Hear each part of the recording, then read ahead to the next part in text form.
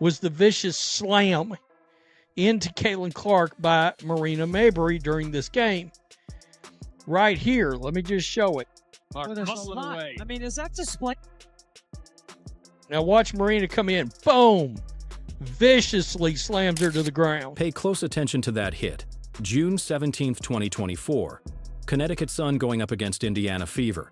Marina Mabrey charges in aggressively, forcefully shoves Caitlin Clark onto the floor during a standard play. That wasn't a legitimate basketball action. That was anger spilling over into something completely different. And now, nearly a year down the line, Mabrey is finally addressing it, but her comments might actually escalate the situation even further.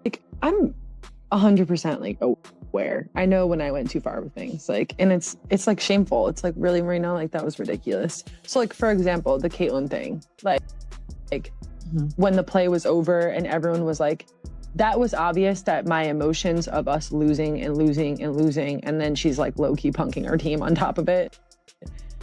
That was too far. That was too much. But then when you go to Unrivaled this season, and the little scuffle between me and Suge, that was perfect. Because it was just enough that it fueled me and the team. But then on the flip side, when we were in Indiana and it was everyone's booing us, it feels like shit. We ended up losing by 25. And it's Marina, that's your fault, buddy. There you have it. The so-called apology that isn't genuine. Mabrey acknowledges she crossed the line, even labels it disgraceful. But then the rationalization appears that transforms the entire narrative. She's disrespecting our squad on the down low. In other words, Caitlin was crushing us during the game, humiliating us with her performance, so I retaliated with violent conduct. That's the element everyone should find troubling, because here's what Mabrey is really communicating.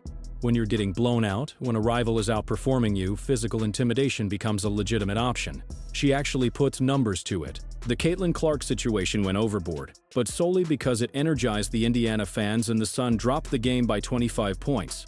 The confrontation with Lexi Hull at Unrivaled, that was ideal in Mabrey's view because it motivated her squad without any negative consequences. And really and truly, if you hear what she says, I don't think she feels bad for her actions on Caitlin. She feels bad because it pumped up the crowd and they got the shit kicked out of them over it. They basically booed the team, the Connecticut Sun, off the court. But then she justifies her actions in Unrivaled. Pay attention to her wording here. She doesn't regret the action itself. She regrets how it played out. The remorse isn't centered on the aggressive behavior. It's focused on the strategic miscalculation. The fans became louder. The Fever gained momentum, and Connecticut suffered a massive loss.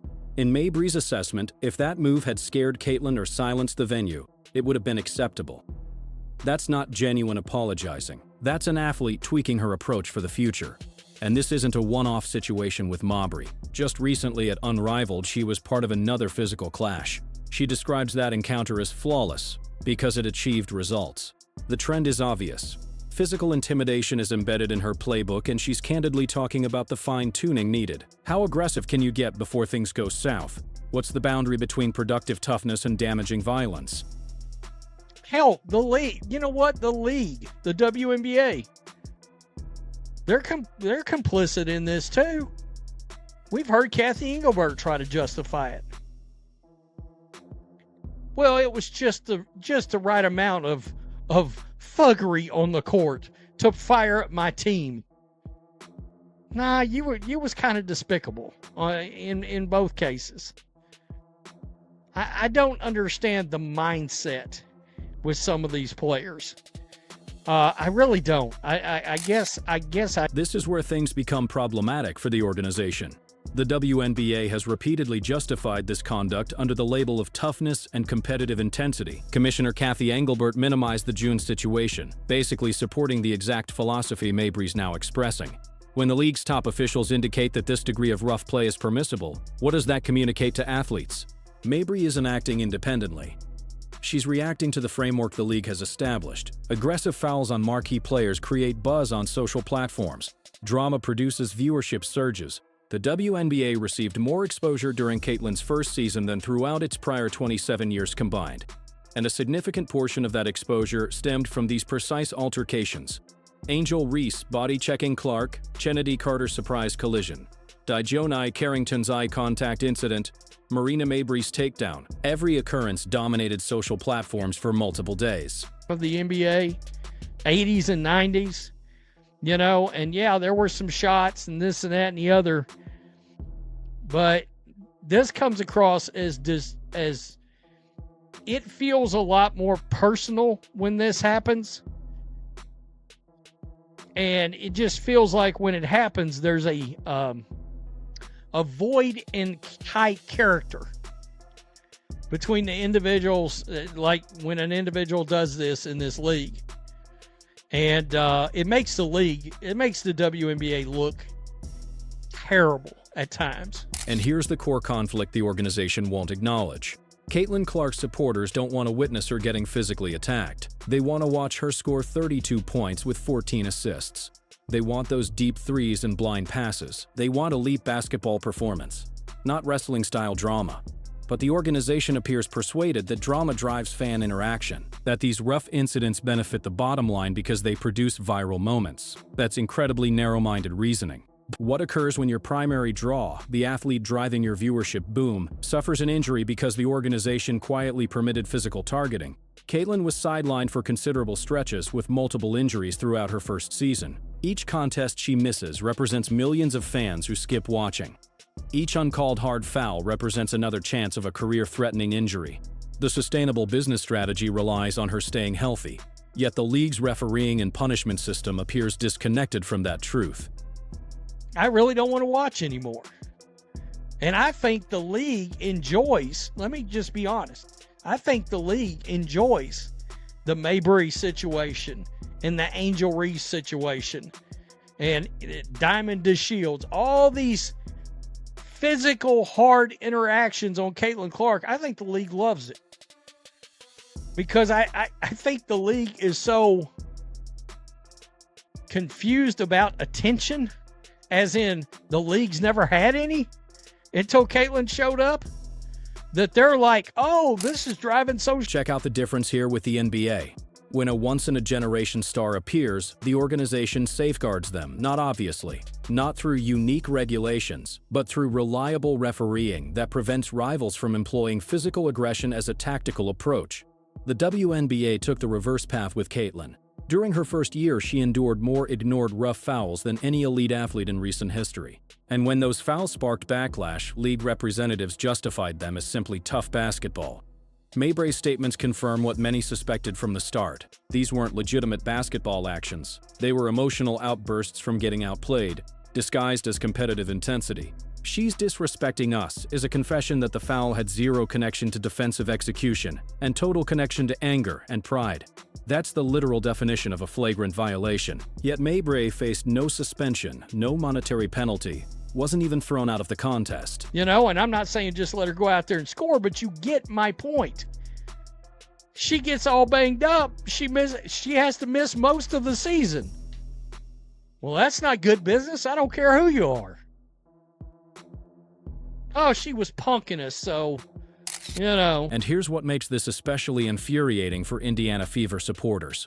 They witnessed their star athlete getting attacked throughout the entire season, saw rivals take shots that would never be permitted in any other situation. And then they're forced to hear one of those rivals justify it because Caitlin was performing too effectively. The backward reasoning is infuriating. You can't excel without repercussions. But the repercussions are unrelated to the game and entirely focused on aggression. Consider what Mabrey is actually revealing. A first-year guard is running her squad system so brilliantly that experienced rivals turn to physical force out of anger. Rather than shifting defensive schemes, rather than implementing strategic adjustments, the solution is to throw her down forcefully enough that it generates several days of media coverage.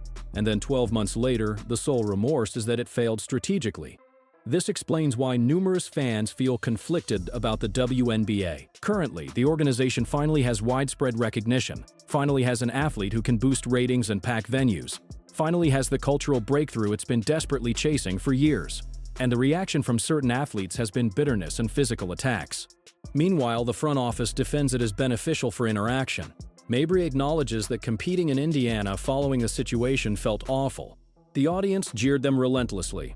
They dropped the game by 25 points. She presents this as a strategic error, but it's really the supporter base delivering an unmistakable statement. This isn't what we're interested in seeing. This isn't our reason for tuning in. We're not present for dirty plays and physical aggression. We're present for championship-level basketball. And when you deprive us of that, we're going to make our displeasure known. And that's the gap the organization still hasn't grasped. The Caitlin Clark supporter base is substantially different from the conventional WNBA crowd. They're not seeking rivalry games and physical battles. They're not watching to witness their preferred player get attacked. They want to see once-in-a-generation skill performing at peak level. Every rough foul, every physical situation, every instance where the game becomes secondary to intimidation. That's an instance where fans wonder whether this organization deserves their loyalty. Mabrey's apology circuit is actually a confession circuit. She's confessing the foul stemmed from anger, not competition. She's confessing she adjusts her physical approach based on strategic results, not moral principles.